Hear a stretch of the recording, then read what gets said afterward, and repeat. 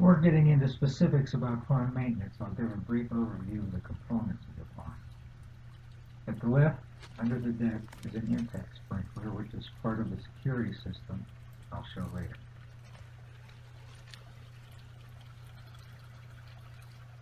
The white tube contains a float and rod which indicate the water level.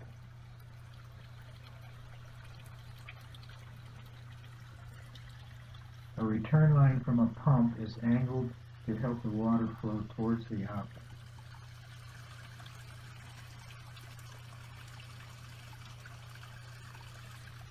There are two bottom drains, one at the deck end and one at the outlet end. The one at the outlet end is fitted with an air stone supplied by a pump under the deck. This helps direct the flow into the bottom drain. The red float allows small amounts of water to be added as needed. It is attached to the sprinkler system plumbing.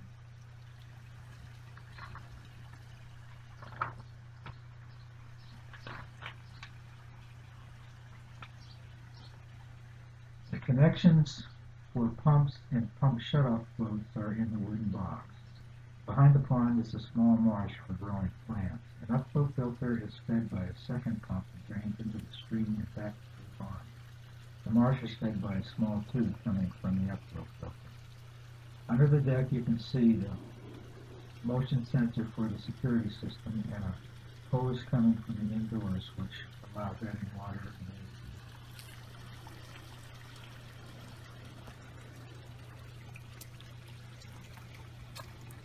A switch turns the security system on and off.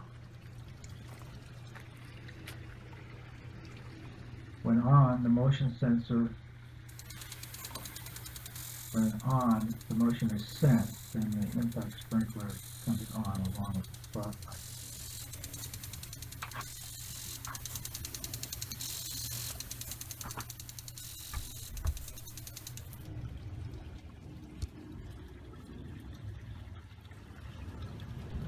The filter tank contains three sections. The first is the leak catcher, the second is for filter pads, the third contains two pumps which return filtered water back to the pond. The pump which sends water to the upflow filter at the head of the stream has a valve, you can see the blue handle, for regulating the flow. There is also a return line from the marsh.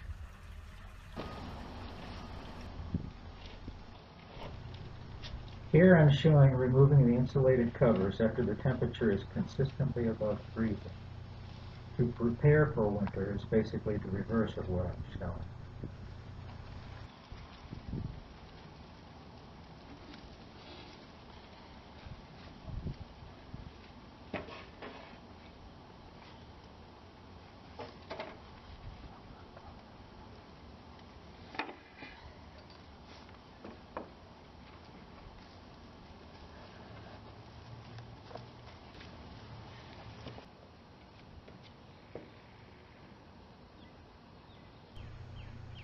Before removing the middle cover, remove the winter water level support and float.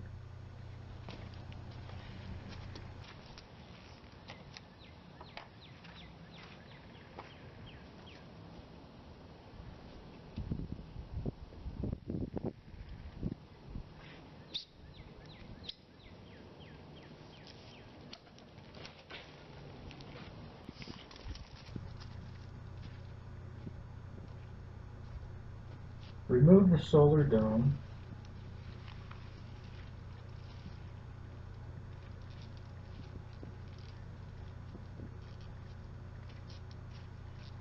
And then install the summer water level float.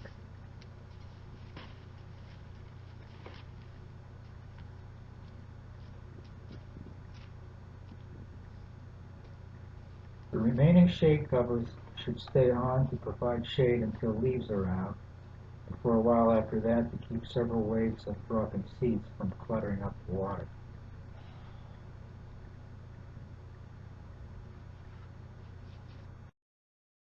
The area in front of the pond should be insulated. This picture and the following clip show one possibility. Another option would be bags of leaves. Late fall I had laid out several drop cloths, piled leaves in them and rolled them up to make a continuous barrier along most of the wall. The section of wall that was still exposed got a bag of leaves. The trick this time was finding the opening. After unfolding the drop cloths, I dragged them out into the yard. Later, I dragged them back to the mulch pile. As long as the shade covers are on, the security system isn't needed to keep predators away. The security system shouldn't be activated until the threat of freezing is passed. Otherwise, the intake sprinkler could be damaged. I lost a fish to a great blue heron years ago. That's when I added the security system. Removing the covers is pretty straightforward. Just support them in a way that limits the stress on the PVC joints. In the spring, the water is quite clear. This is a good time to add the bacteria which will help keep algae growth or green water at bay. More about this bacteria later.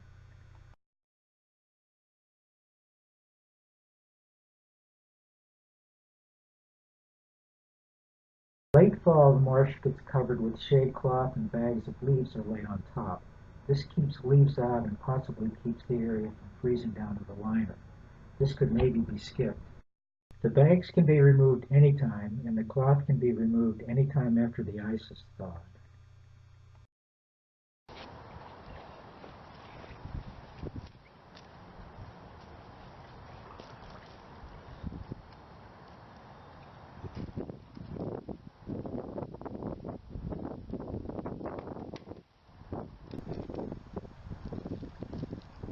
For winter, the water going to the upflow filter and stream is diverted back through the skimmer section and directly back into the pond.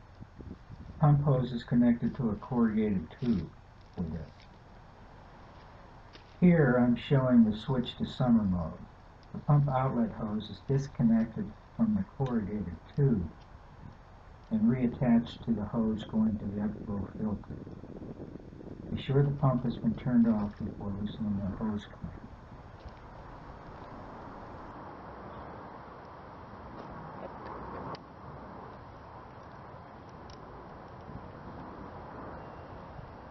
Here you can see how the corrugated hose was fed back through the skimmer. Notice that the leaf catcher has been moved from its normal summer position to provide the corrugated hose a path while still being able to install the winter filter cover.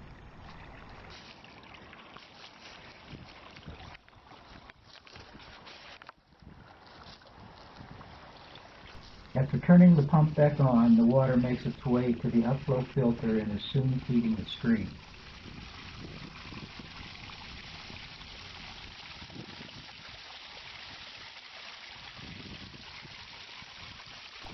During the startup, it's good to put some temporary filter media at the end of the stream to take any of the leftover winter debris.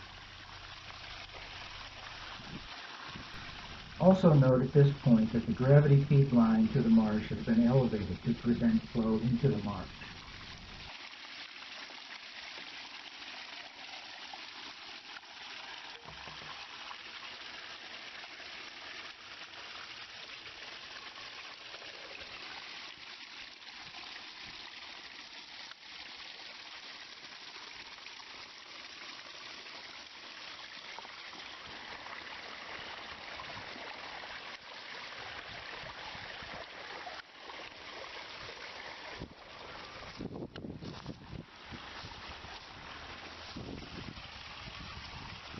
Turning our attention to the outlet end of the marsh, note that a 90-degree elbow has been attached to the outlet and turned upward to keep any debris from running into the pump area during the shutdown period. Before dropping the gravity feed line into the marsh, install the plastic screen.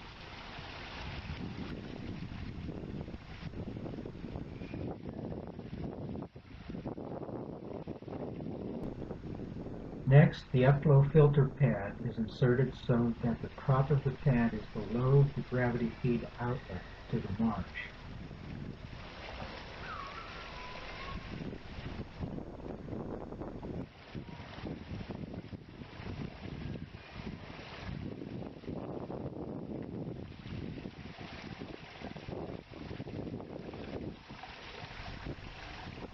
Reposition the line to the marsh so that the water flows into the marsh.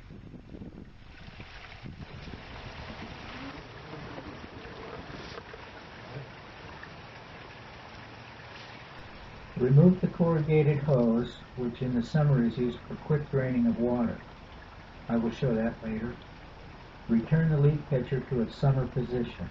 The level control gauge will now be regulating how fast the water flows into the air and into the filtered area.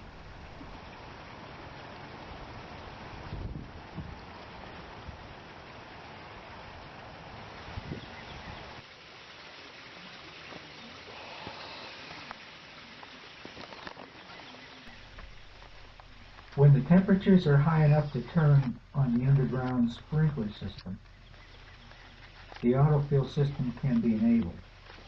The filter for the autofill should be replaced annually to keep chlorine out. Attention should be paid to the directions of the installation.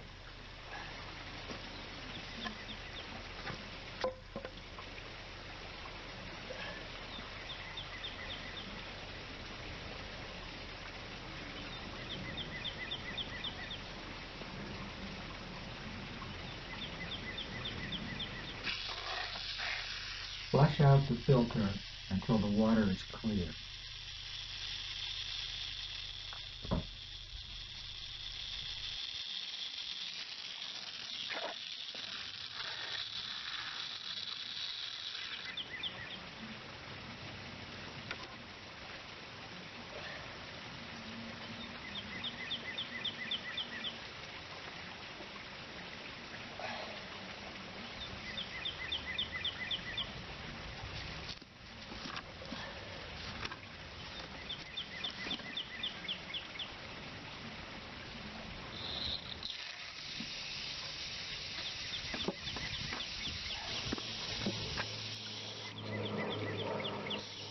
The float valve for automatically adding makeup water has several adjustments to fine-tune the water level. In this clip, the water is too low to shut the valve off. As the water level rises, the stream coming through the valve will taper to zero. The water level indicator shows what the water level is. In this clip, I have put an instruction in front of the filter pads to simulate the effect of plugged filters on the pump chamber. As the water level drops to levels which could cause the pumps to overheat, the floats drop down to a point where the switch for the electricity to the pump is cut off.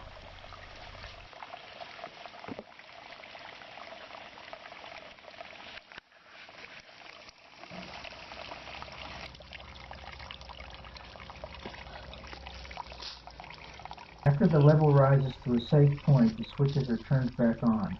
The dirty filter pads should be replaced with clean pads before the level gets low enough to shut off the pump. This will avoid stopping and starting the pump repeatedly, which can shorten their life.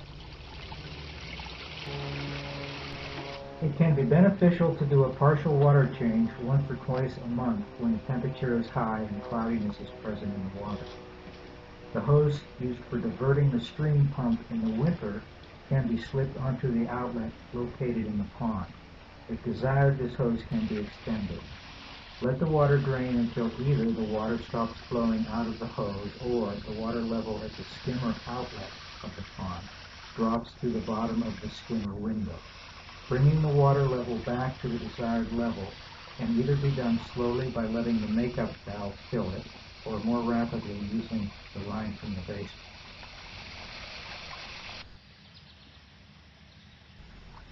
The leak catcher should be changed as necessary. In the hot season, this is probably every 1 or 2 weeks.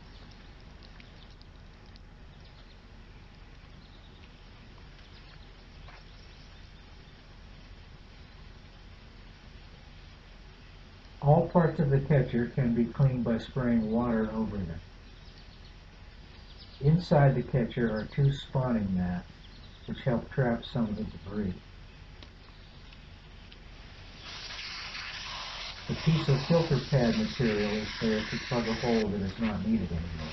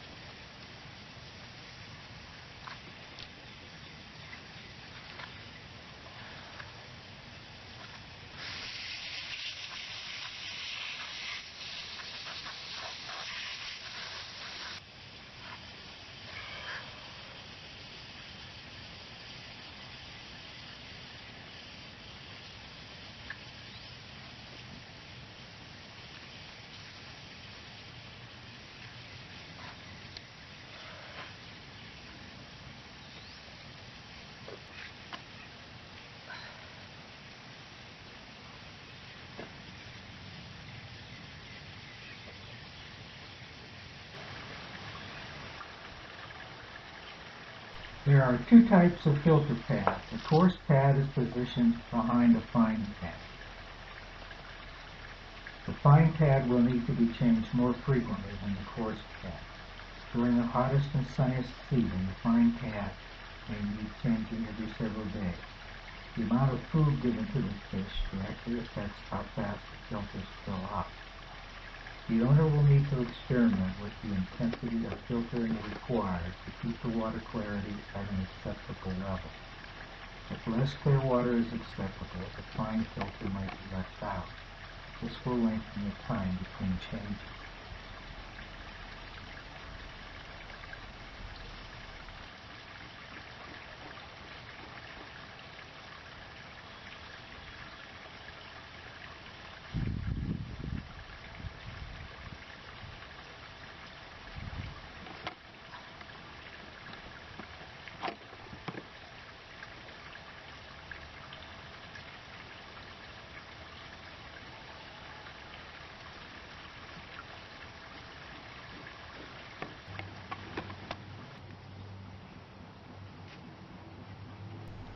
A custom filter cleaning system is used to clean the debris off the filters.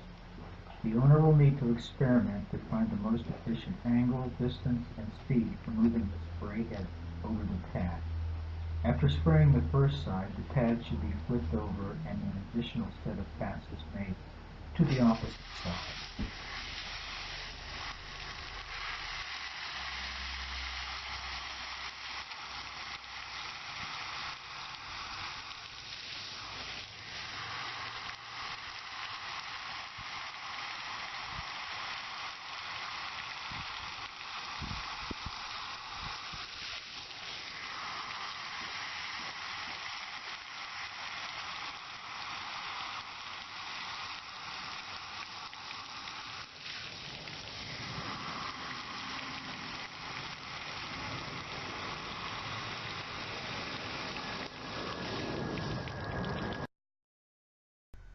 While spraying the pad removes a significant portion of the buildup, I prefer to soak the filters after spraying in a solution of Clorox and water.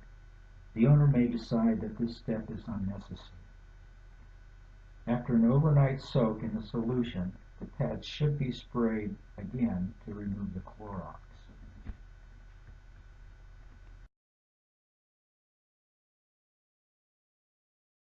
Let's take a closer look at the security system. The components of the security system are the on-off switch, impact sprinkler, motion sensor, and spotlight. The spotlight originally had two lights. One of the lights has been replaced by a line that connects to the transformer, which I showed elsewhere. This transformer reduces the electrical voltage from 110 volts from the light to 24 volts, which goes to the solenoid switch on the impact sprinkler. The impact sprinkler consists of a water line, a solenoid switch, and the sprinkler mechanism. The solenoid switch is wired to the 24-volt side of the transformer, which I will show later. This on-off switch is in line with the power going to the light. Turning this switch off will disable both the light and the impact sprinkler. Here you see the connection for the sprinkler water line. This hose is disconnected when water to the outside is shut off for winter. The motion sensor batteries should be replaced annually. Before showing the replacement procedure, let's look at the settings available on the bottom. Dual bright should be off. On time should be set to test. The range should be set to min. Tape has been added to the sides to narrow the sensing field. The motion sensor is mounted to a block of wood so that it can be located in a convenient place. Remove the sensor for battery changing. Loosen the screw for the ball and socket.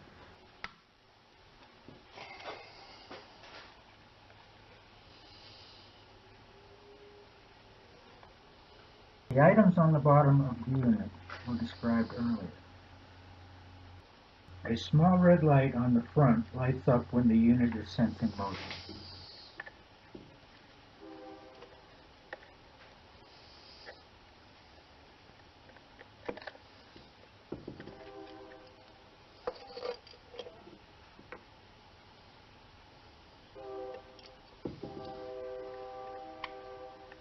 Remove one screw and pull the cover off. Replace the batteries and put it back together.